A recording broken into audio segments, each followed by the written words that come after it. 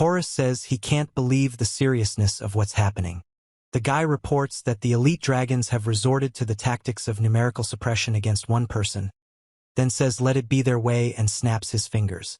Horus suggests starting. He uses fire barrage. It is reported that 15 years ago, a girl of incomparable beauty proclaimed herself the demon lord, and her thirst for power knew no bounds, resulting in the destruction of numerous countries. Her skill at charming a great demon allowed her to subjugate any man, and the effect was independent of race. Even the death of the demon lord did not free the world from her power. Every heroic squad returned empty-handed, facing an overwhelming force that no one could stop, and in response, the world created a number of exceptions and relaxed some of the rules. Now that the demon lord has finally been defeated, only this special exception remains. The question arises as to what to do with this special exception. History proves that it's best not to even think about it. The action is reported to take place in the courtyard of the castle of the Kingdom of Diamond.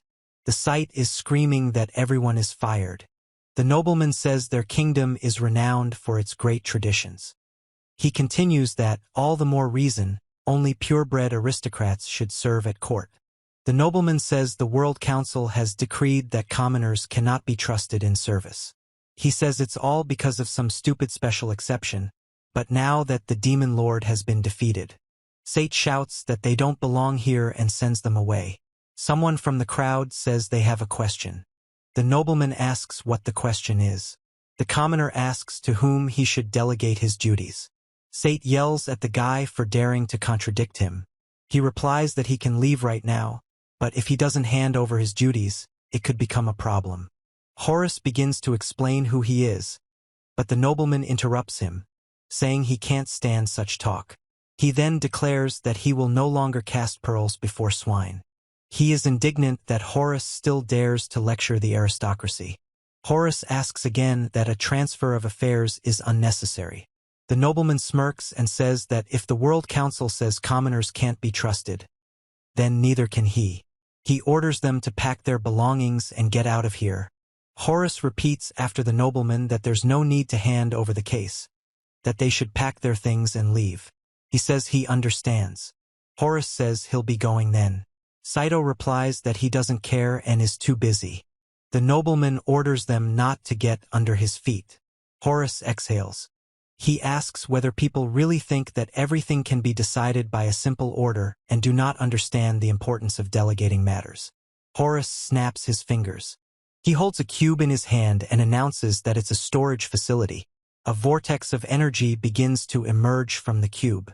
All the debris is collected within it. Horus stands in the middle of the empty hall. He reports that the experiments on controlling the golems are also over. He says that since the special permission to use the royal family's items will soon expire, he won't be able to use the antenna. Horus says that the control radius of just 3 meters was still too small. He muses that sacrificing range for increased reaction speed shouldn't have been a mistake. Horus explains that if problems arise, then he'll think about it. Horus says we need to look for better materials for the golems. Barzile and Sate are sitting in the hall, being looked after by maids. Barzile tells Sate he sees him in a good mood. Sate confirms this and says he just got rid of a headache. Barzile says they'll soon meet the hero at an emergency World Council, and frowning will make a bad impression. Scythe agrees. The guard reports that the teleportation circle is activating. The king muses that he's still getting used to teleportation, to which Scythe replies that if the king doesn't get used to it, it won't be a problem. Scythe whispers that the power of teleportation is currently controlled by the World Council, but in time it will become the property of their country. Barzile agrees. Many people gathered in the hall for the World Council. The man thanks for waiting and announces that the hero has arrived. The crowd is saying there are rumors about her. Everyone is surprised. The girl is looking. The king is worried. Barzile is surprised and asks if this is a hero. The village of Karsite. Horus thinks he's been fired anyway and suggests he can do whatever he wants. He reflects that completing this research will take 10 years, and time is running out. Horus curses, and then thinks that he will probably have to try his luck at the market of rare stones of the Great Kinsekai vein. Horus sighs. Then the stranger asks what's bothering him in such a peaceful place. Horus turns his attention to him. The guy says hello to Horus. The stranger says he can listen to Horus. He agrees and explains that he's, so to speak, left a job he hated. Horus explains that many of the things he wants to do have a time limit, and there's also the element of luck involved. Horus says the stranger offered to listen to him, and the stranger replies that Horus at least understands this. The stranger says he can only say there's no such thing in the land of Dragonstone and asks if Horus is heading to the treasure city of Lapis. Horus replies that he has plenty of business there. The boy is delighted and says he's on his way too. Horus says that the stranger is very observant, and he agrees. Horus reports that he had something to do with this technique. The stranger says it's a long way to town and asks how Horus plans to get there. Horus offers to pay and take turns driving the horse, to which the stranger asks if he'd rather help with the cart. The boy says that in exchange, he'll take Horus to the treasure city. Horus agrees, then introduces himself and says he's counting on him. The guy says they've reached an agreement. He introduces himself as Ginji. There's a noise. Ginji asks what's going on. Horus runs off and Ginji asks where he's going. Horus says it's a purple dragon. He doesn't believe it. Horus says it's in a place like this. Then he grins and says a dragon has appeared. A man appears and asks for calm. He introduces himself as Chot, Marquis of the Kingdom of Diamond, and promises to crush him. He shouts that Yuri Chot is entering the fray. Horus wonders if Chot can defeat the dragon. Chot laughs and says the dragon won't leave a scratch on him. Horus wonders what this is all about. Chot shouts at them, asking if they don't understand how dangerous it is out there and asks if they want to say goodbye to life. The house is burning. Peasant woman screams that her daughter is inside. Horus thinks that's why he can't just stand by. The peasants shout at Horus, warning him that he will die. Horus shouts that he's come to help and demands an answer if anyone's there. He says there's no answer. Horus asks where. He finds the girl and asks if she is dead. Horus groans. Horus asks if the girl is still breathing. He splashes the liquid. Liquid hits the lips. The girl has her eyes closed. Horus holds the girl, and a cracking sound is heard. Meanwhile, Chot tells the dragon what he's got. Someone shouts, asking if he can see the roof has collapsed. Chot asks Horus if he's okay. He tells him to shut up. Horus breaks down barriers. Horus picks up a stuffed animal. The villagers shout that he's here and ask if he's coming out. They ask how Horus is. He replies that everything is fine and the girl simply fainted. Ginji is surprised by Horus's actions. The peasant woman calls for nausea. Horus explains that she simply inhaled smoke and lost consciousness, so she'll rest a bit and come to her senses. The woman thanks Horus. Ginji says it looks like the wizards are holding him back, and this guy is probably just punching the prone dragon. Ginji notes that the dragon appears to be injured, so it's best not to take any chances. Chot asks the dragon how he likes Urasama's technique. Ginji asks Horus what he thinks. Horus replies that it doesn't bode well. The dragon growls. Horus expresses displeasure. Chot repeats to the dragon what he's getting. Chot is surprised and then screams. Horus fumes that he's useless trash, and Ginji remarks that this is a complete failure. Horus says he'll have to intervene. The dragon gets up, and Horus punches him in the ribs. Horus notices the wizard's cube of chains. The dragon roars. Horus says he doesn't hate it and doesn't want to be used again. The dragon opens its mouth, and Horus strikes with a powerful sword. An explosion occurs. Horus says it will do as a distraction. Ginji asks how it went, and Horus replies he doesn't understand what he's talking about. Ginji asks if he didn't want to take the gold for himself. Horus replies, "Not a drop." Horus explains that carrying so much gold alone would strain his back, and he's not up to it right now. Ginji remarks on how kind he is. Horus agrees. Ginji explains that there's nothing to hide and that the house burned down too, and asks who will pay for the repairs. Horus says that, judging by the furnishings inside, it's unlikely they're a single mother, adding that since the house burned to the ground, it will be hard for them. Jinji agrees. Jinji asks if it's okay if they don't go anywhere. Horus says it's okay. Barzile says they are satisfied with the hero Francois's final report and will reward her for saving the world. He says she can ask for whatever she wants. Francois says she has only one request. Francois explains that among the 6 officers gathered for training was Horus, a master crafter of anti-demon weapons. Chapter 2. The king asks who this Horus is. Francois replies that he is a commoner, but is the world's most powerful golem master. Francois continues that the report from a week ago stated that he was working at the royal castle of Diamond. Sate is shocked and asks again about the commoner in the royal castle. Sate recalls shouting that everyone was fired and ordering them to get out. He wonders if this could be the same one. Francois asks what she means. They fired her foreman. Barzile yells at Sate, asking if he fired the foreman the hero wants to see. Sate replies that he didn't know about it and, if he had, he would never have done it. Francois says she learned about it herself from the letter he sent her, and her master's secrecy is indeed a problem. Sate giggles. Francois continues. Because of the Demon Lord's influence, it was common practice at the World Council to appoint even commoners to important positions. Francois explains that many countries, unable to withstand the Demon Lord's military might, have acquired valuable personnel who enhanced their capabilities. She concludes that this apparently didn't happen in the Diamond Kingdom. Sate is ashamed. Francois says that given where her master is heading, the privilege of the multitude is not so necessary and that in order to move freely around this place, she needs citizenship. Francois asks if, as far as she remembers, His Majesty is ill and undergoing treatment. She assumes the princess has come here as his authorized representative. Francois addresses Her Highness Princess Lucia of Chaosstone, the Kingdom of Dragonstone, saying that Mr. Horus mentioned her in a previous report. Francois says that in order to use the rare minerals that are collected in the Chaosstone Kingdom and the rare stone market, she would like to obtain the right of residence in Lapis City. Francois continues that she also wants this as a reward for defeating the Demon Lord. Barzile is surprised. Barzile refuses to accept this. He explains that, judging by the latest report, the hero and his squad, though commoners, demonstrated incredible might in defeating the Overlord, and, from what he's heard, are beautiful to behold. Barzile says they can't leave it in the hands of another country, especially one so small. He starts saying that this can't be allowed. Francois interrupts and tells him not to forget himself. Barzile asks her again what she said.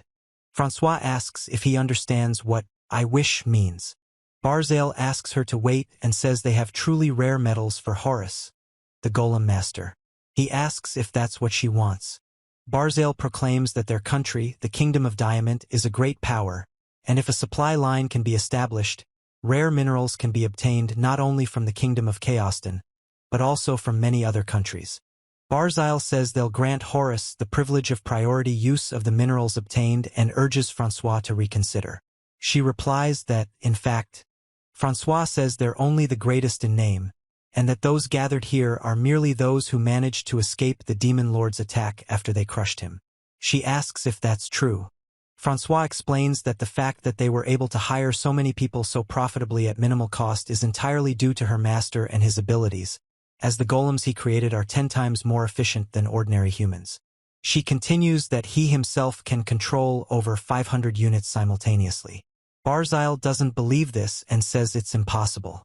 Francois replies that the master's power was so great, yet they dismissed him. She asks why they should tie themselves to the service of the Kingdom of Diamond, which is about to face financial difficulties.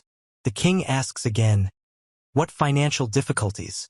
Francois explains that the special exemptions imposed on each country after the Demon Lord's defeat are being waived one by one, and one of them concerned these very same debts. Barzile is surprised. Francois explains that due to the emergency situation when the Demon Lord invaded the world, gold restrictions were placed, with the repayment period extended and the debt amount reduced for most countries, including those who forced financial aid. The king wanted to justify himself. Francois said they simply needed to be forced into submission and asked if that was what they thought. Francois says they didn't even bother to ask why there was no discontent among the moneylenders in their country. Francois explains that this is all because the community of heroes, provided them with almost full compensation, since they bought the bonds from them. Barzile is surprised. Francois explains that the hero community also has a lending business. She asks if they knew that, when comparing all the countries, the Kingdom of Diamond has the most bonds. Frosnois continues that, moreover, their Duke Rugus is burdened with such enormous debts that even the sale of his capital mansion will not cover them. Rugus falls out of his chair. Francois explains that it's all paid off in installments and the interest rate is extremely low, so they can pay it off gradually. Francois explains that the Kingdom of Chaoston has already repaid its debt. She explains that the Telegartha dragon sword, the sword she used in the battle with the Demon Lord, is made of Chaoston dragonstone. The man states that the choice between a debtor country and a financially stable state is obvious. The girl requests a reward in the form of citizenship in the Kingdom of Chaoston for herself and the master and asks if they agree to this. The woman informs him that the Kingdom of Chaoston will grant everyone citizenship and the right to live in the city of Lapis. The man says okay. The woman thanks him and explains that she still has some business to attend to, so she takes her leave. The girl is silent, and Horus makes quiet sounds. The woman says that if something happens to Princess Lucia, he understands it. The man explains that a flu epidemic has begun in the area and warns that if anyone gets sick, they should immediately report it to the police. The man coughs. The action is reported to take place in the Kingdom of Chaoston, in the city of Mappies. The man explains that there are a lot of people and it is noisy. The girl says she is suffocating. Horus says Francois? Francois is silent and asks the master. The girl hugs Horus and shouts that he's a real master, and he flinches in surprise. The girl says, "Hey!" He's breathing heavily. The girl laughs and asks if he's changed at all. The woman asks the man to wait because she needs to fill out some paperwork. Horus says he understands. The woman calls Horus a special master. The girl says there's no need for that, since she's already received citizenship and residency for everyone. He says he didn't waste his time and suggests they go. Horus asks where. The girl replies that to their mansion. The man confirms. The girl clarifies that the mansion. He announces that they now have a mansion and they will all live together. He pulls the girl, who tells him to stop and wait, and he asks what she means. Horus announces that they have arrived and explains that this is their home. The man says it is a large love nest. The woman says she was waiting for the master. The man and woman greet Francois and wish him a safe return home. Horus says that they haven't seen each other for a long time. Tyrus explains that he is indeed a master. The woman says she's been looking forward to the day when everyone can live under the same roof. The man agrees and says it's wonderful. The woman laughs and says she'll show everyone. Horus asks where the others are, and the woman says that only Francois is here now. They're still waiting for the others. Horus explains that even though he's finished cleaning, there's still a lot of work to do, and invites him to come over. The woman asks, "Well, how about this?" The girl reports that she has prepared a room where golems will be created. Horus says that everything has been thought out to the smallest detail, and the girl says that she never had a chance to repay the kindness and that this is the least she can do. He says everything here is filled with metal. The man says that in such conditions it's possible to conduct research without leaving the house. The girl says, "Yeah, he's right." Horus says it would take at least 4 years to obtain citizenship and residency, but since everything is already in place, much can be done much sooner. He thanks her. The man says that there really are a lot of rare minerals here and asks how much it costs. The girl says it's just pennies. Horus asks, "What do you mean pennies?" And then says, "So be it." The girl says that this building is the school where she studies. She explains that classes are held there and that students live there. Horus says he wants to be shown something. He says the hero has a large mansion. Italica says she's already walked so far from the gate. He says Italica shouldn't give up and reminds her that she's the court mage of the Kingdom of Chaoston, not some acolyte. The girl says that she is here on official instructions from Lucia-sama, and the man explains that it is this so-called hero's master who should be afraid. The man asks Lucia-sama what she's asking for and tells her, in short, that she'll investigate, then wonders what exactly she's supposed to investigate. The woman explains that the country was supposed to accept a community of heroes and asks if the other woman knows about it. The girl says this won't be a simple test. The woman explains that they must exercise caution. The woman explains that this is necessary to ensure that the community members are worthy people, and the man asks if he needs to know information about everyone. The woman explains that this is necessary so that everyone can live in peace. The girl says it will be enough to find out everything about Horus, who raised the hero, and asks why. The woman explains that he is the hero's parent. The girl explains that the hero's parent has other talents besides creating golems, and only Horus can test him with his magic.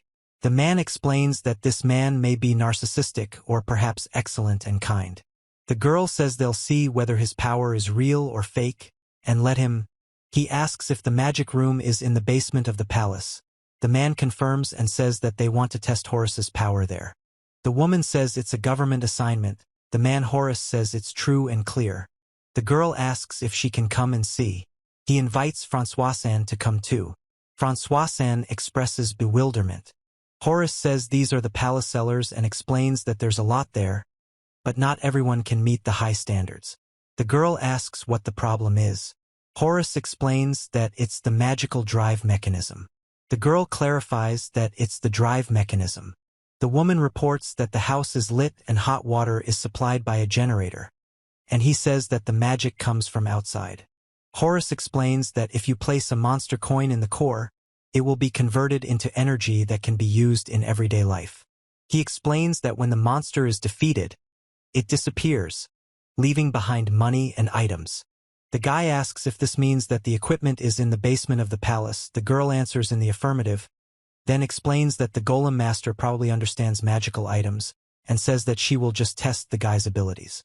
Horus asks what's going on.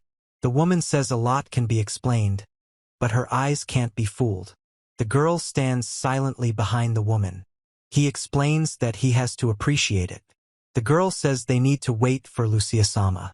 The man asks what he wants. He says he just thought that this happens to everyone in their youth. The girl exclaims, "What do you mean?" Horus says he'll see her through, but if they do anything, expect no mercy. The girl says she understands. He explains that this is the station for supplying magical energy, the very same equipment. Horus and the man discuss the equipment. The man says he's seen something similar in the Kingdom of Diamond, but not often. The woman and man comment on how it seems odd and small, and the man asks if it's always like this. He informs her that the magic supply is currently suspended. The girl asks how he knows about this if he lives in an ordinary mansion. The woman reports that the hero's current mansion has been significantly remodeled, and if the magic supply stops, it will still flow. Horus says, The girl asks, "That's how?" He reports that Tyrus was busy furnishing the new house and could easily handle it. The girl remains silent, and another woman confirms Horus's words. Horus reports that there's no electricity here. He explains that even in theory it's doable since they just got this mansion, and it's hard to believe. The girl explains that sometimes people like that happen, a student or subordinate who's talented in their own right, and these guys brag about it. He reports that he got it. He explains that now everything is clear to him. Horus explains that it's a heart attack. The girl says that in their case there are several of them, and the other girl says what kind of heart attack it is. The man explains that magical devices are created using a specially treated iron core, which allows magical energy to flow more easily. He says that during a magical assessment, the device will show where the magic flows unevenly and recommends using luminescent powder. The girl says this. Horus says, "Phew." The girl laughs and says, "Peft." The woman reacts with surprise. Horus asks the girl if she said anything. The girl replies, "Nothing." He says that dust is a maintenance issue. The girl reports that. The woman says it's the man's turn, and he announces he's getting up. The man explains it's not Italica and suggests trying again. The woman is indignant that he's giving her orders and declares she's in charge. The woman says she'll do as she's told and that there's nothing she can do. Horus says he's asking too, and the woman asks what the hell. The man explains that forcing him to show an example twice is too much and says that, as he thought, it's nothing special. A girl shouts, "Hey!" and a man stands nearby. He says, "What kind of pervert is he?" and laughs at how he dares to call himself a hero's master. Horus tells the girl to calm down and look closely at her hands. The girl asks what. The man is surprised and says hands. He says that he is protecting the girl, and at the same time she makes a sound similar to a cough.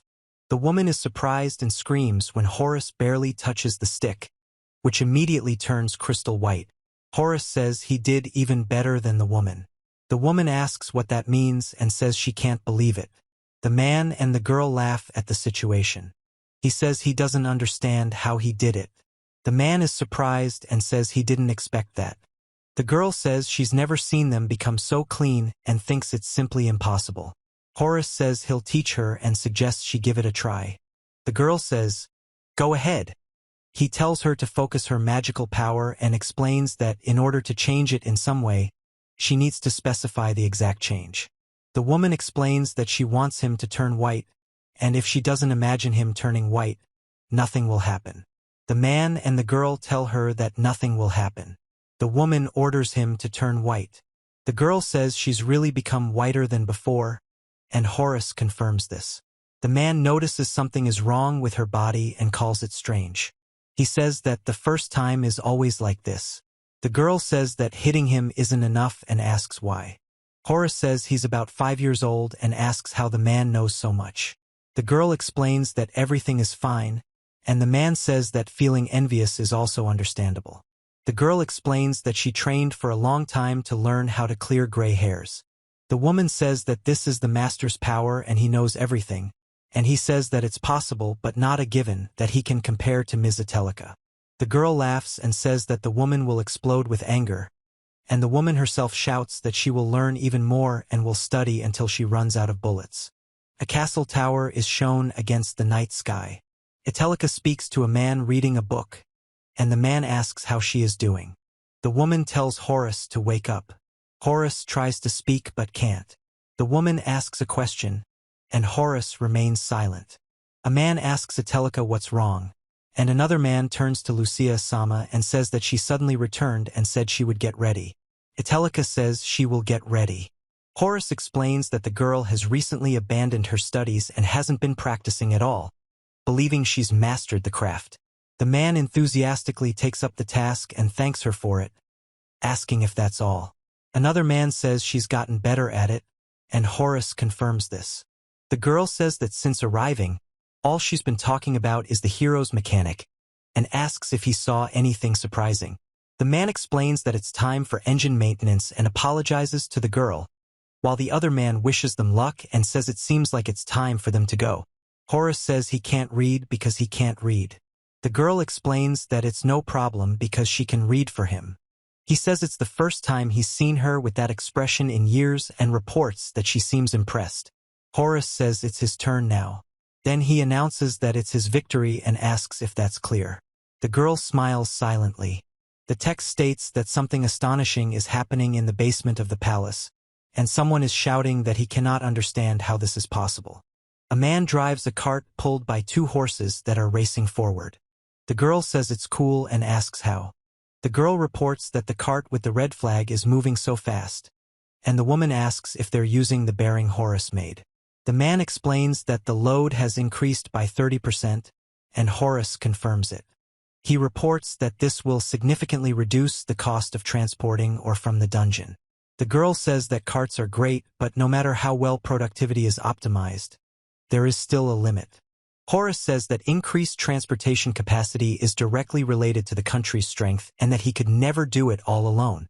He explains that in the Diamond Kingdom, many people had to support themselves, so there was a need for transportation. The girls listen. Horus asks if the other man understands. The woman says that even if the administrative apparatus works well, you can't carry a lot of supplies. The man says that's true. The girl says that, as the hero said at the council, Horus explains that he mainly used numerous golems and various devices to cope with the load, and reports that there seem to be around 500 of them. The girl is surprised that there are around 500 of them. He reports that most of them were refugees, and very few were able to work. He explains that he created numerous devices from high-quality materials, but to transport them, he had to study and develop carts. Horus says it was an interesting time and asks if he developed everything himself, to which the girl replies yes. The man replies, He reports that the cart with the red flag is moving slower than before and asks if there's something wrong with the horses. The man explains that no one screwed up, and he asks what that look is. Horus explains that the new chassis has almost no friction, so the horses have little resistance, and also says that even if the weight of the cart is increased, the horses will still run easier. He says they'll get used to it. The man says they seem as surprised as we are and asks what's going on, and the woman explains that, Horus says let them run some more, and the girl says that they will do it in the best possible way. The man explains that even with all the necessary tools, making the chassis will take about an hour, and that in the current situation it's unprofitable. The girl says she doesn't understand anything about it. He says she needs to study harder and asks if she's figured it out on her own. Horus explains that creating golems is a technique similar to alchemy, which lies between earth magic and the creation of magical tools. The woman says that even one subject is difficult to master, but he has a whole set. The girl asks if they studied them every day. He explains that he simply reads all the books indiscriminately and thinks that some of them will be useful to him in the future. The girl says that creating golems is a technique that combines 3 elements and asks if it's a waste of time. Horus explains that once you learn the basics, everything else will fade into the background. The man confirms. The girl explains that a new technique is a combination of different knowledge.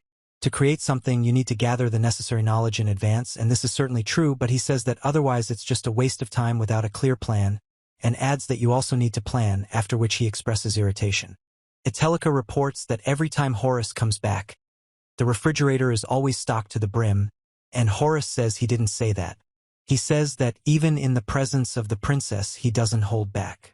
The girl says that Hisan can also behave as usual. He explains that it's not difficult for him, but Horus says it's a bit strange. The girl explains that this country has its own traditions. She's traveled to other countries to study techniques and was surprised by the cultural differences. Horus asks, for example, the woman explains that in the same country, regardless of good or bad grades, everyone is put in the same class. The man says that's interesting. The woman says that even in school, everyone is divided into nobles and commoners. The girl explains that in this country, aristocracy isn't particularly prevalent, and some only know about it in theory, and that she understands the concept of superiority well. Horus says that it means things are different in other countries, and the man says he doesn't want to see them and asks if they are commoners. The man explains that nobles and commoners live roughly the same lives, although there are informal divisions within all classes. The man explains that if they are the children of aristocrats or merchants, they spend time together. Horus explains that if there are poor children there, then naturally they spend lunch in the soup kitchen. The man says this while sitting at the table. He speaks clearly, then. The man reports that this is the mentality. The girl says that the technology Horus uses is a little outdated and asks what it is. Horus explains that the technology he uses is indeed a little outdated. He says that he knew a golem master. He says that she is really old and asks, "Huh?" The girl starts saying, "I." Horus reveals that the book belongs to his mentor, who lived 100 years ago. The girl and another character comment on Horus's careful preservation of the book and ask what it is. The girl says that this is an adventure book. It describes his adventures and numerous inventions as a golem master. The girl tells Horus that she's looking, that she's dear to him.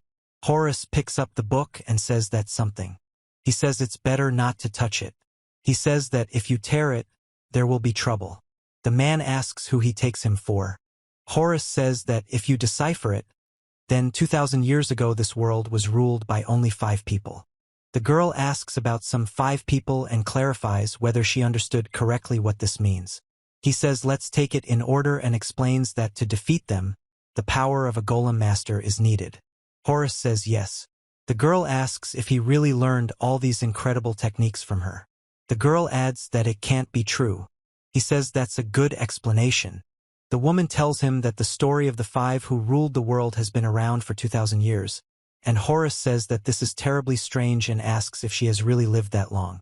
He says he'll be back soon. The girl asks if he's just going to leave, and the little girl asks what else she needs. He replies yes. Horus says that if you want to become stronger, find something that inspires you. The girl asks if it does. The man explains that his mentor challenged him and wrote about it, and he trained by reading it. He says that magical power can become anything, and the woman says that in the end everything depends on him. The girl says she understands. The girl says she'll do the research if she has time, but the other girl says only if she has time. The man says call him if there's a problem with the bandage, to which both girls say fine. The man says he knows. The top right indicates that the entrance to the Great Kinsekai Vein is located in the capital of the Dragonstone Kingdom, Lapis. Horus informs you that defeating monsters there guarantees the items they drop in high quality and also explains that this dungeon is simply huge. He announces that he is here. The hooded man sits on the chest and remains silent, explaining that they must move on. Count Guadalamode reports that it's noisy and asks if there are adventurers here too. The man explains that everyone is whispering about the holy sword. Horus tells him about this holy sword. The man says he wants to see it soon and asks to see it. Horus laughs and asks if they want to see it. He says that the holy sword cannot be simply looked at. A man in black robes and a girl in armor stand nearby. A man announces that the hero has entered the dungeon, and another man asks if it's true. Horus explains that this may be the greatest test in history, which is why she's the hero. The man says it's just training with a mentor. The guy asks if the hero has a mentor. Then he yells. Horus shouts that he's a bastard and asks where he's ever heard of a commoner talking about a hero. The man grabs Horus by the robes and tells him to let go and asks what's wrong. The man says that some adventurer will still argue with him, the count. He asks them to tell him where the hero went, and the man explains that he went there. The man says that they gave the hero a good beating. He orders him to go. The guy asks if it started. The man replies that it hasn't started yet. The girl asks if they have wooden swords.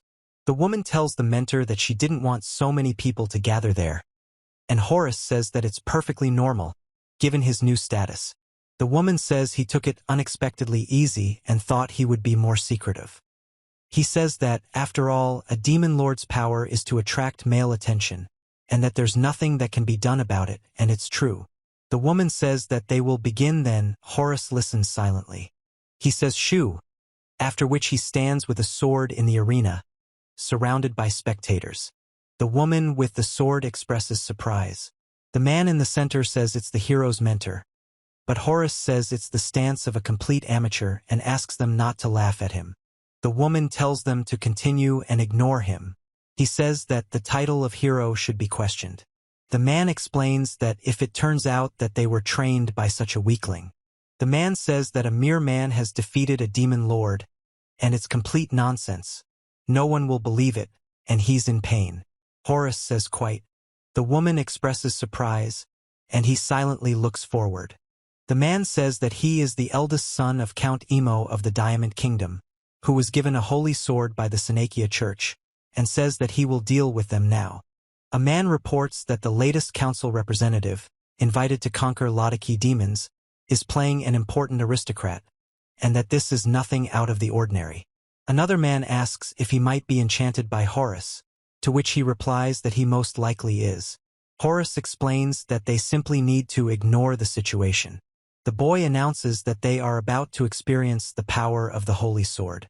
The man says that these commoners are completely out of control and that there's no way the likes of them could defeat the Lord. He explains that the Lord probably just got carried away for some reason, and these weaklings took advantage of the opportunity. Horus says there's a nuisance. The man with the spear in his chest screams. A man in the crowd screams. Horus watches the scene. He says that magical energy always strives for stability. The man with glasses and the man with curled hair call Guado Samu. The man with glasses asks what was that when he touches the man lying on the ground. The man says that you should concentrate magical energy in your eyes and look sharply, as the magic will instantly bounce off of you. Horus explains that by drawing in all the surrounding air in the movement, she created a lot of pressure and says that he simply hit it. The man says he didn't even use magic and explains that simply dodging was enough. He says that's what was expected from the hero's mentor. The woman explains that when using her power, her aura usually takes on a color that reflects a person's essence, but that hasn't happened now. Horus asks if he can really defeat the wielder of the holy sword with just a glance. The woman says the master's work is excellent and Tyrus also said he has a penetrating gaze. He reports that it seems so. The woman says she's ready this time. Horus takes the sword in his hands. The woman says she's coughing. He says there's no point in continuing this fight if the enemy can't even get close. The girl announces that she's coming and quickly rushes forward. The girl asks her mentor if he's become too strong and if he's now about 100 times stronger than before. Horus explains that the demon lord hasn't disappeared yet, but the battle isn't over yet, and since the bearer of his power is no longer there, he'll take it upon himself, but he also notes that the girl is too. He says that there is still plenty of time and asks what the enemy is waiting for. Horus says he's ready. The girl replies that she's ready too. On the left, he says there's nothing he can do about it. On the right, the man says he's a fucking idiot and asks who he thinks he is. Horus reports that rumors have already spread that he was harassed by a commoner who defeated a demon lord, and asks his father not to discuss it. His father explains that their house Amode invested 20,000 gold pieces in this mission, and therefore it's a big deal, to which Horus reacts. The man explains that they've already borrowed a ton of money and are now in debt. The guy points out that 20,000 gold is the county's annual budget, and explains that if they want to repay the debt, the demon lord must be defeated. The man says that, given the current global emergency, they might be granted an exception and suggests they accept that they won't be able to extort them. Then the man slams his fist on the table. The man says that the World Council is responsible for this and asks if the interlocutor thinks that they can confess to the whole world. The man says that even for the county this is too much money, and Horus says that he understands that if he had not acted so arbitrarily, the negotiations to reduce the interest would have been successful. The man reports that the annual income from the Amode household is 200 gold pieces, and even with an interest rate of 1%, it would be impossible to pay it off. The man explains that because of the Holy Sword's use, they are paying a huge amount of money. The man says that the man reports that the church is also in multimillion-dollar debt, adding that many countries are too. Horus remains silent. He tells them that even if it's a mission supported by the world, there's no guarantee they'll survive it, and that he's brought trouble on himself with the community of heroes. The man screams. The man grabs him by the sleeve and asks where he is going, then shouts, "Hey!" Horus is silent. Horus announces that he is moving on. He says that next time he will go deeper into the dungeon. He orders them not to move and orders his apprentice to write off the debt owed to the emo count's house. Horus says that since they couldn't win openly, they decided to set up an ambush and that he has no shortage of zeal. The man asks Amode how she's doing and calls her a gwaddle. He says that the presence of the Holy Sword makes everything immediately clear. The man asks why he got this idea. Horus says that the conversation will be short then. He says that this is not a threat, but an order from the heir of a noble house of the greatest country in the world, and calls himself Gwadala from the house of Count Amode.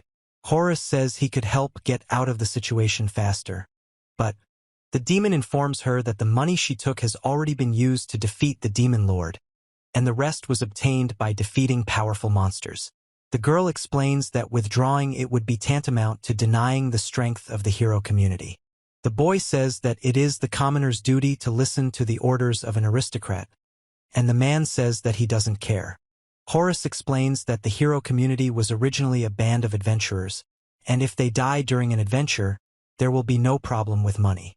The man explains that therefore he's not the bad guy, and all the blame lies with them.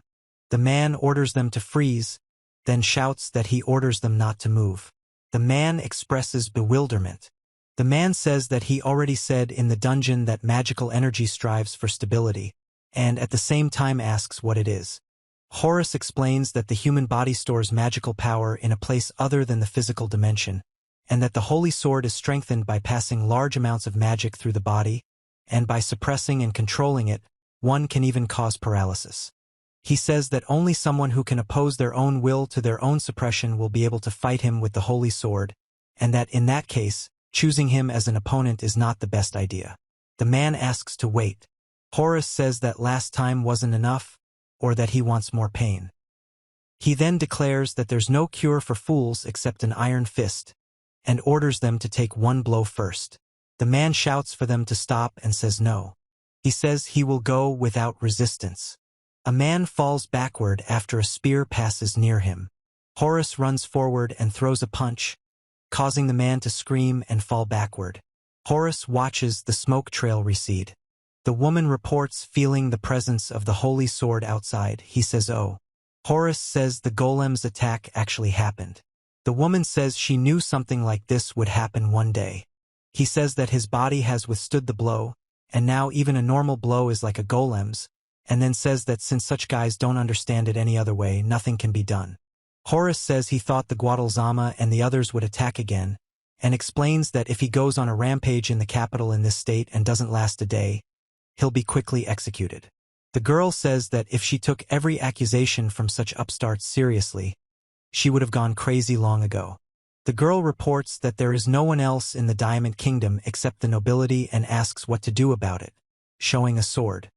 He explains that the exclusion of the demon lord from the agenda led to them being dissatisfied with the increased role of the commoners, and for them all this was. Horus explains that some immediately resort to extremes when faced with a crisis, while it's far more important to remain calm because they're fanning radical ideas and inciting people. He reports that if he understood correctly, they're being told to live on their own money and do what they're told.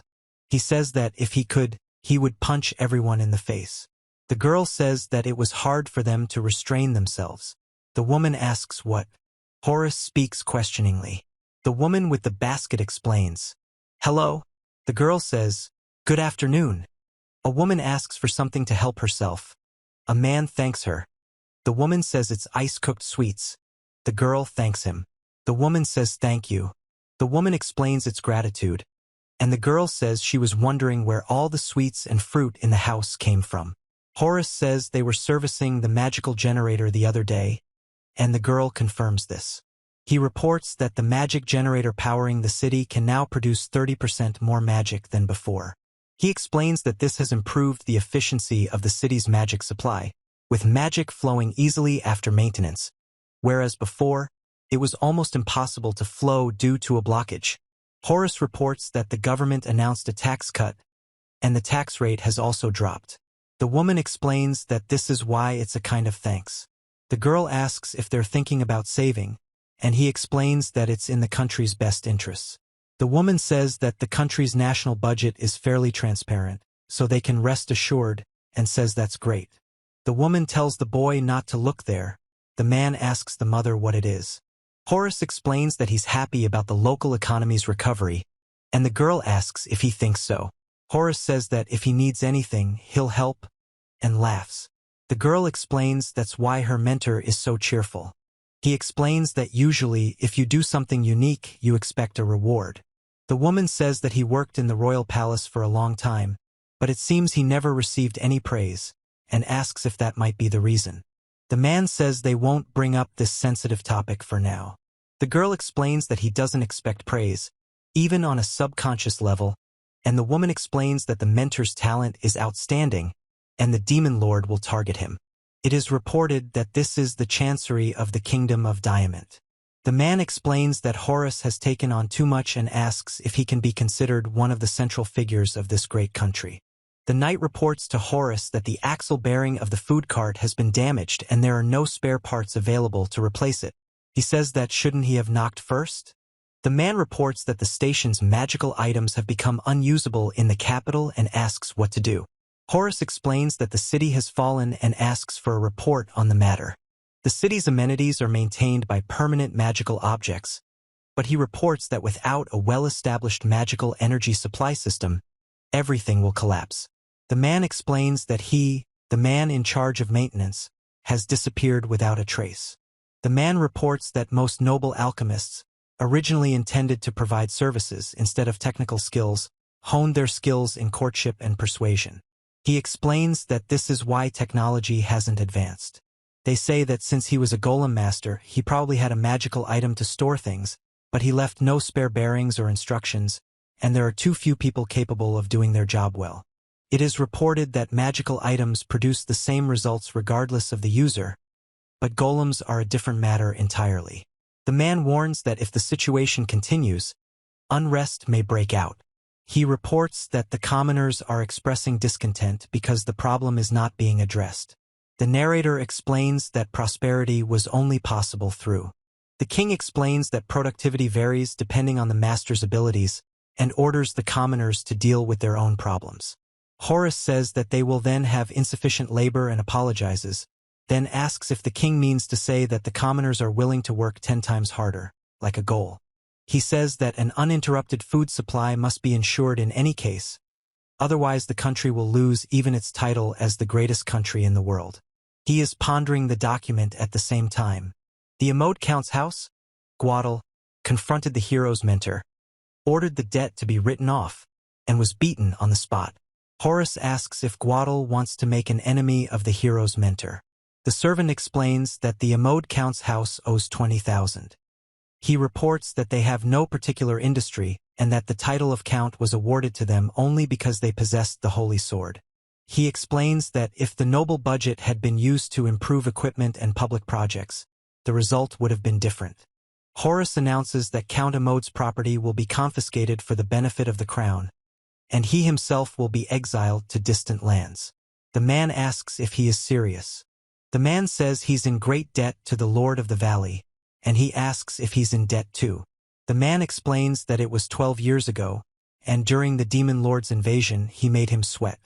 The man says that if it weren't for him, he would have made a big mistake and wouldn't have become crown prince, and then says, "So, settle it." The man confirms this.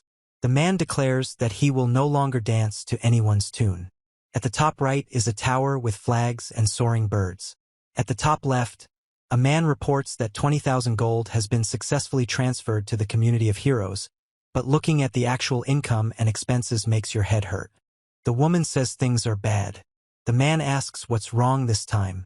Horus says he doesn't understand what's going on there. He says the Count's son has attacked various locations associated with the heroic community and asks if he wants their country to die. The man reports that they've heard eyewitness testimony and asks what they say. Guadal drew his holy sword and pointed it at the hero's mentor, but the mentor was unable to do anything, as he was struck down on the spot. The man reports that after the debt was repaid, rumors began to circulate that they were about to be exiled somewhere far away, and asks what it was. It is reported that a count who decided to take care of his son began to have problems, and the aristocracy decided to encourage his son to solve this problem. The man explains to the Count's son that commoners think that because a hero is of their level, they are better than the aristocracy, to which the Count's son is indignant. The woman reports that the debt has already been repaid and an apology has been issued. The man apologizes that it wasn't intentional. The man explains that if several Count's houses go bankrupt, the debt problem will be resolved, while showing a scene of expulsion. Horus says he's already done a little research and demands to know why this is even happening. He expresses bewilderment, asking if they're laughing at him. He says that after Your Majesty prepared the document for the issuance of 20,000 gold, an assembly was probably created, headed by the Duke. The man with the beard says, "What idiots!" The man with the mustache demands to speak, and he replies, "Yes, yes." Horus explains that the incident with the hero's mentor and Count Amod's heir has attracted too much attention, and reveals that he even lent Amod money because it was a special occasion. He also says that if everything looks decent on the outside, the man asks what the total debt is, then remains silent. He says that in terms of gold, it's 1 billion. Horus asks how they can raise the money. He explains that their country's annual budget is 10 million and asks if anyone seriously thinks they can return 100 times that amount. He says that if he pays, the matter can be resolved, even though this is the situation. The man says that he just doesn't know where to get that much money. He screams, "Damn it! The boy reports that there has been a simultaneous attack on facilities associated with the hero community and asks if they've gone crazy. The girl explains that the Diamond Kingdom paid 20,000 coins, as she thought. The girl says it's funny to see what smart but unimaginative people are capable of, and that she wouldn't call them smart. Horus says they're not lacking in cunning, but they're narrow-minded. The woman says she generally agrees, but doesn't know what to do about it, and reports that communities everywhere are falling apart. The man asks what the Diamond Kingdom's debt is. The girl explains that the scale of the problem is quite serious, and that it's about 1 billion, but she also says that she doesn't think they'll be able to pay that amount. The man asks them to leave him alone. The woman asks what they should do then, and Horus says that they might have something they really need and suggests asking for it. Horus says okay. The woman says that if we talk about a mentor, then we need a metal suitable for golems. The girl says that in the capital of the Kingdom of Diamond there is an antenna. Maybe it.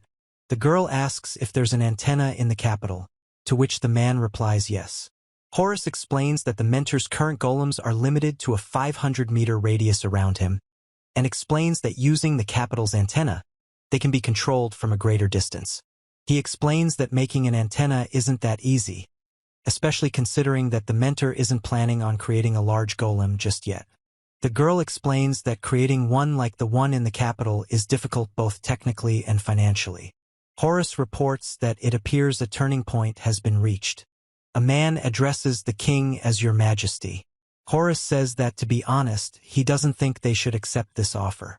He explains that if they hand over the antenna to the community of heroes, they promise significant advantages regarding loans. The man asks why he thinks so, since he saw everything himself, to which he replies affirmatively. The king says it's impossible to pay the annual state budget. Even 1% is already the limit for the Kingdom of Diamond. The man asks why they shouldn't agree. Horus looks at the man. He reports that, according to his observations, the hero's mentor specializes in working abilities due to his range. The man tells them to continue. Horus says that if they give him the antenna, he won't come back here, and that the past can't be undone. The man says he's also read the 3 great revelations of the superancient civilization. He says, of course. The man confirms. The king explains that an antenna is needed to cover the missing range, explaining that this is perfectly reasonable logic. Horus explains that the reason he became such an important figure in the country was precisely because he controlled this antenna. The king says that this is true and says that this means. Horus says that deep down he hoped that he would return to this castle and reports that the records indicate that he worked here for a long time. He reports that the nobles also read this letter. The man asks what they said. He remains silent. Horus reports that the antenna is currently not in use and explains that the condition is unchanged. The man says that if they can be sold on useless junk, the state will only benefit because you can't trust commoners with anything worthwhile. He calls them damn idiots. Horus explains that politicians don't believe what they haven't seen with their own eyes, so it's essential to gather information. He advises that collecting accurate data is essential. He says that now he understands his father's words well, and that he was a naive idealist. Horus tells Your Majesty to accept the hero's demand. The man tells you to prepare the antenna transmission. He reports that they have lost their chance and says that, in his opinion, the hero's return to their country is impossible.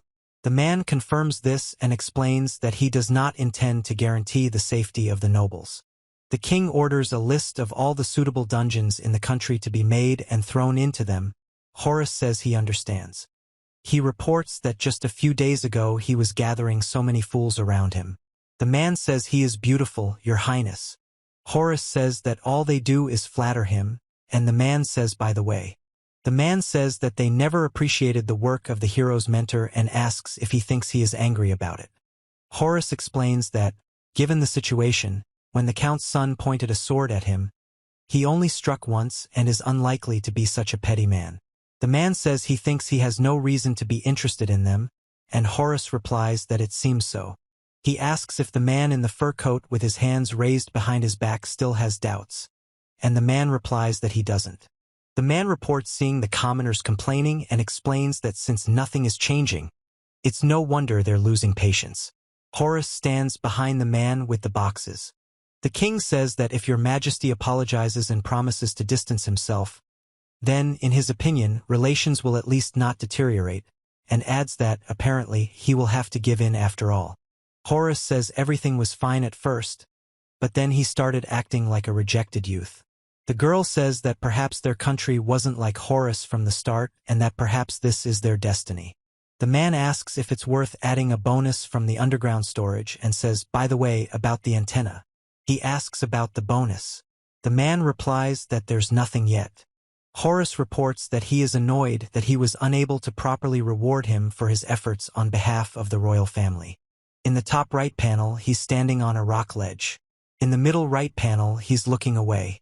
In the middle left panel, he's reacting sharply to something. In the bottom panel, he's quickly jumping back, dodging falling rocks. Horus says ha. Horus breathes fire from his mouth. Horus stands in the cave. He explains that when the aura becomes so strong, it's clearly visible, and that attacking it head-on is useless, since in this case, it's only moving thanks to magic. He says that if he suppresses the magic, he won't give it a chance, although Horus shouts, "Ki I." Horus reports that it looks like things won't be so boring. He punches his opponent in the chest. Horus says he'll try using the golem cannon. He reports that the bullet fired from his gun pierced the target. Horus makes a sound like a hoarse sigh and a coughing sound. He then makes a whistling sound and thrusts the sharp object downward, which slams into the ground, causing a loud crash. He says it's more fragile than it looks and shows a small object he's holding between his fingers. Horus announces it's time to return, holding a heavy sack. He raises his arms above his head, and precious stones spill out of the sack. The man explains that this is necessary, but that is not. The girl asks Horus what he's doing in the pantry, and he says that this is necessary.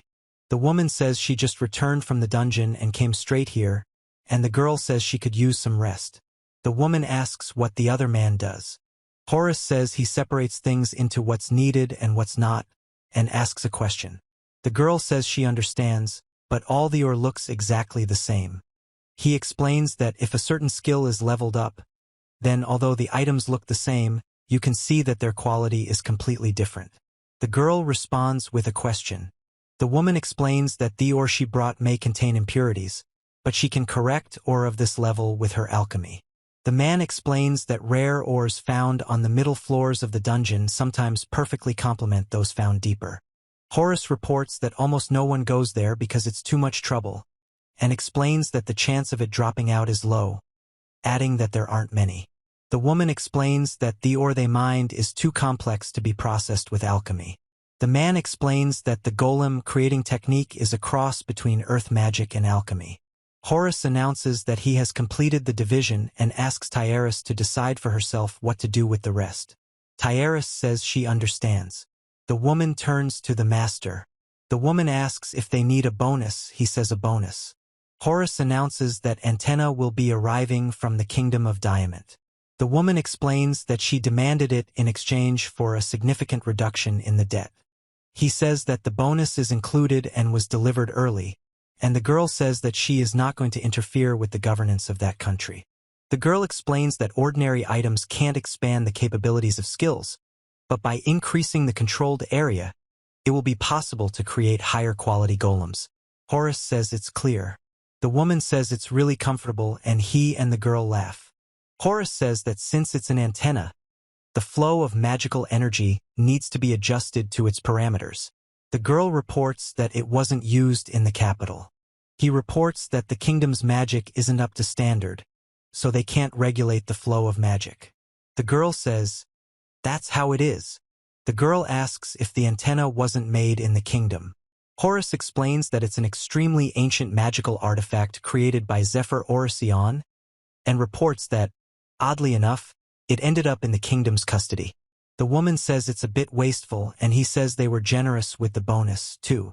The woman explains that it seems to be kept under lock and key, and asks if there was such a room there. He asks if it was the master. The woman says it's obvious he's been wanting to get his hands on it for a long time, and the girl says let's open it quickly. Horus groans. The girl asks if something is wrong. He says he's sent requests many times, but they've never been heard, so it's a kind of trauma. Horus says this will advance his research by 10 years. The girl asks if it's better not to open it then, to which Horus replies no. The girl says something unexpected happened. He says he's shocked, and the other girl also expresses surprise. The man says he didn't know it was so valuable and says it's a real stroke of luck to get one. The woman explains that she has several avenues of research, so she's avoided using the item. Horus explains what it means and says he thinks King Barzael sent it to him at random, not knowing how it would turn out, but it's the best gift. The woman asks, is that so? He reports that after subduing the demon lord, his work was appreciated and he was offered to stay at court, saying that they also needed a hero. The man says that they would also provide the item and the laboratory as compensation. Horus says that he would gladly agree. He states that if he had continued working at the castle, he might not have been able to enter the depths of the great Kinsekai vein, and that he has no regrets. The girl asks if he wants to return to work at the castle, to which he replies that he does not, and that his desire to help the aristocracy.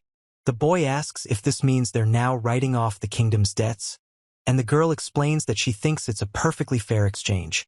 Horus explains that once the debt is gone, the nobles won't become even more arrogant. The woman says that then they'll immediately make it clear how much weight the hero title carries.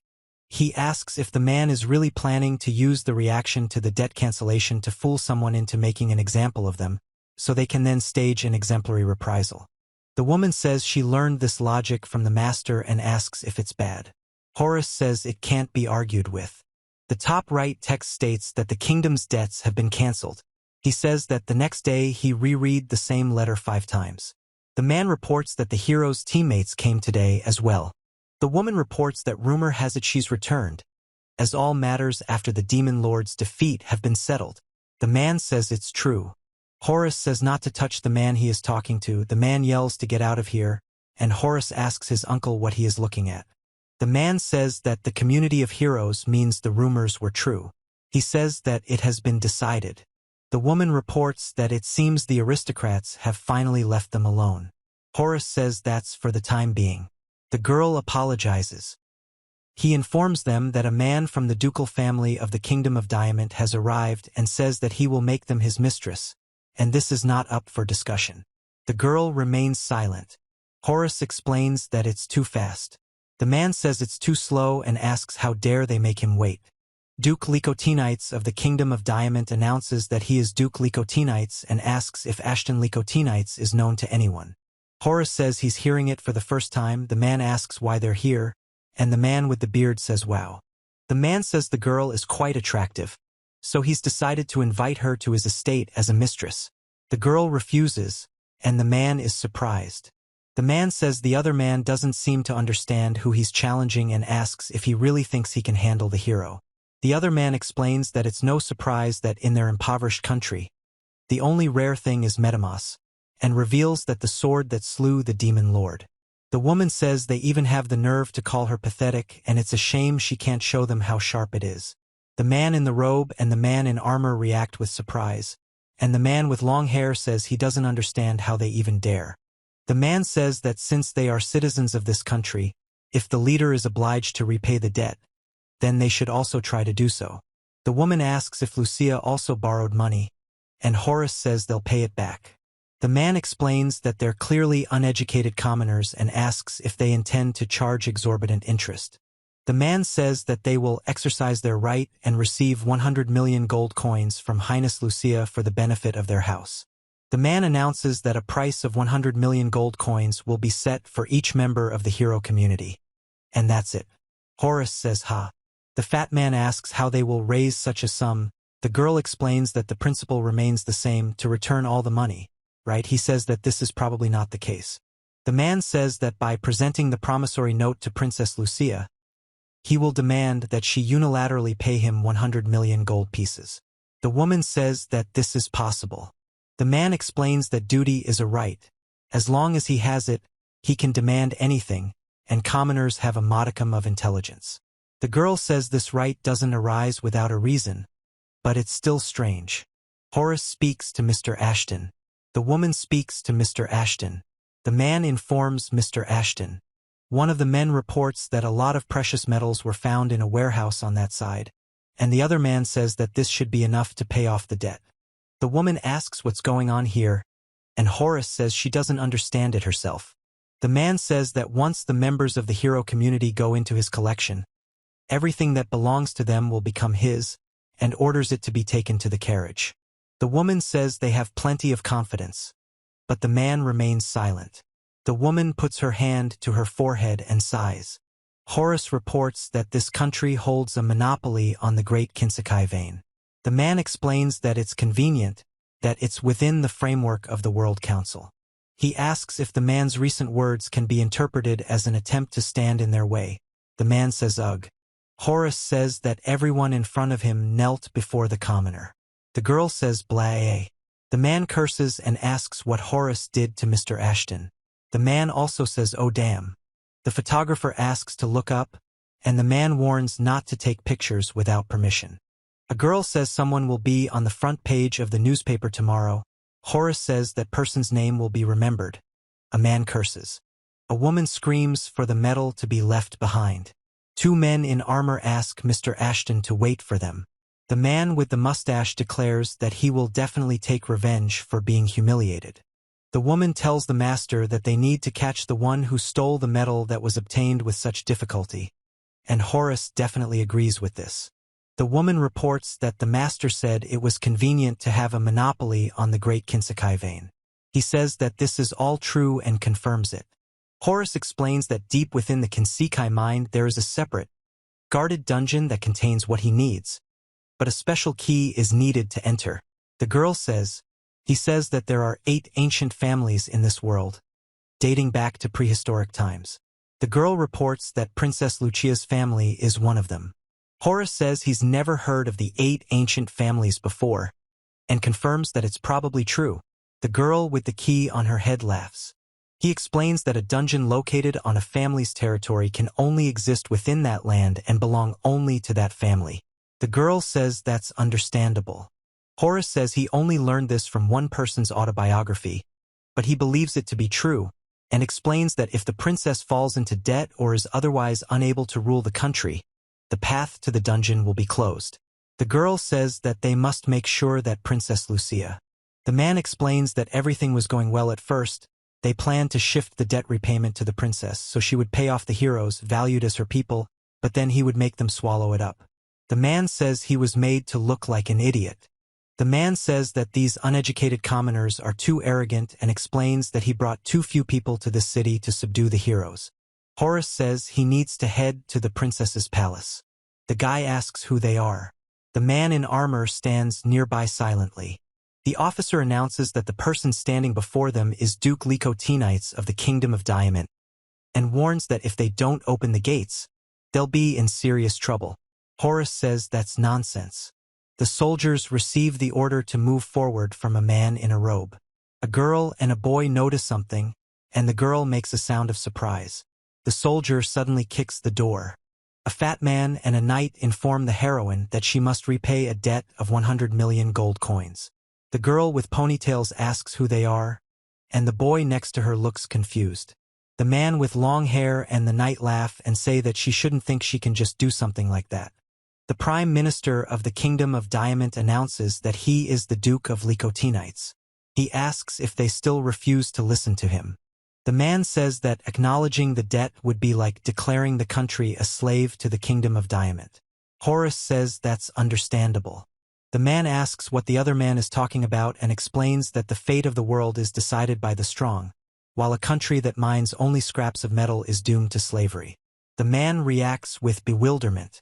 The man says this practice of unilaterally imposing payment obligations is new. The woman explains that the World Council's rules do not prohibit it. The girl says that they really think that such a trick will work, and Horus looks at her in surprise. He says that words won't solve the problem and breaks the photo frame with his foot. The girl screams that this is outrageous. The girl says she doesn't understand what's happening. The woman says the man is serious now. The armored man stands with his sword at the ready. The man says he won't repeat it twice and says that for such a country the status of slaves will be enough. Horus tells Atelica that another country will never extort money from another and that everyone will condemn such a thing. Atelica calls Horus by name. The girl says that if they think they will get away with this, they are very much mistaken. The armored man says that one can't just barge into the royal chancery, and the girl shouts Horus's name. Horus stands leaning against the wall, his arms crossed. He reports that they also insulted him by drawing their swords, and explains, "Don't you understand that this could be perceived as a declaration of war?" The man with the sword in his hands exclaims about heroes and asks how they ended up here. Horus reports that they followed whoever stole his or. The man explains that the atmosphere in the palace was tense, and he thought something had happened, after which, as expected, they ended up here. The man says that he is the absolute ruler and reminds that the rest are just commoners, and he says that he doesn't care. Horus tells them that if they fail to win, they will die, but if they win, they can return home. The man explains that they must fight to survive. The girl explains that they have no choice but to fight. He says he can surround the palace with soldiers who will only follow his orders. The man says this is power and strength. The man shouts that commoners won't change anything, that power exists to ensure security, and no one should oppose it. Horus explains that power is the right to disregard what is considered right when it comes to national security. He explains that those who threaten other countries and try to extort money from them are not rulers but criminals.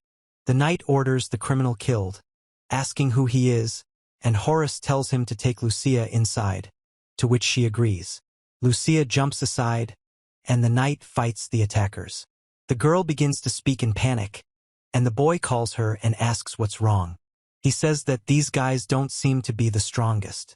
Horus says that everyone there is like that, and at the same time he delivers a blow that makes the man make a sound of pain. He speaks reproachfully. The girl screams in fear. The girl covers her face with her hand. He grabs the girl and throws her to the ground. Horus remains silent, kneeling next to the book. The man asks what it was. The man laughs and says he's been caught, and after daring to touch his men, even if Horus is killed, no one will say a word. He asks if they noticed. Another man exclaims, "What's going on?" And the girl says, "Oh." The man screams that the wound has not healed, and Horus says that immediately after the blow he only healed the wounds so that the pain would remain. The man says he doesn't care and orders them to kill him, simultaneously calling the technique absurd. The armored warrior explains that even with such power, one can lose consciousness and asks if it will be noticeable. Horus says that victory will be theirs, as there are many of them. The man orders an attack. The woman expresses surprise. The man says that it will begin now. Horus says oops. The man says uck, and the woman says awk. He says he's sorry, but vomiting in the royal chancery isn't polite. The man explains that he forced the vomit back down into his stomach and asks for patience. The man makes an ugh sound. The man doesn't believe in tricks and thinks it's all a bluff, calling his opponents pathetic bastards. Horus says they won't achieve anything with words and will have to use their fists. A girl screams as a man punches another man in the face. The man says there's no point in leaving them here for long. Horus says he can send them to the embassy of the Kingdom of Diamond. The man agrees, and the woman explains that this is perfectly reasonable. The girl says that even when a gun is pointed at you, everything should start with an official protest. He explains that international relations are a complicated thing, and nothing can be done about it, no matter how you look at it, and we are just a small country. The girl can't believe they broke into the palace and started treating Horus like slaves. The woman says she was also quite surprised, but Horus overpowered them so easily. The boy eats. He says that this is a common thing for the master.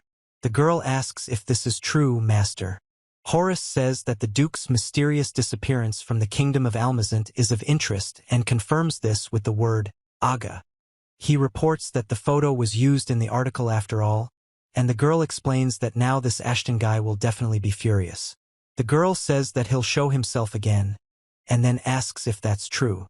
The woman says that while cases of violence against nobles were few, they did occur in the Kingdom of Diamond, and in most cases they were followed by brutal revenge. The girl asks, despite this, why they were treated so harshly. Horus reports this. The man explains that they are outraged when ordinary commoners hurt them and take pride in it, and they don't forgive it. The man uses the word revenge with a questioning tone. The girl asks if this isn't too petty. Horus explains that one can only grow as a person by accumulating the experience of forgiveness, and it's important not just to hold back, but to learn to forgive. The woman says that it's no wonder they're not growing. The girl reports that they quickly forget the pain they've experienced before, because they're usually in a position where they can easily get rid of anything that causes them stress. He explains that even if you take revenge, there's no guarantee you'll be able to avoid the consequences. Horus reports that they will probably run into the same trap again in a few days. He says that he is the great head of the ducal house of Lycotenites and does not forgive the heroes for their ignorance, and also says that even if they defeated the demon lord, this does not give them the right to humiliate others. The man orders everyone to be captured and brought to him, and also says that if you succeed, you will receive something in return. The man says that even though he is a hero, if someone attacks him while he is sleeping, even he won't be able to survive. Two knights make sounds of pain.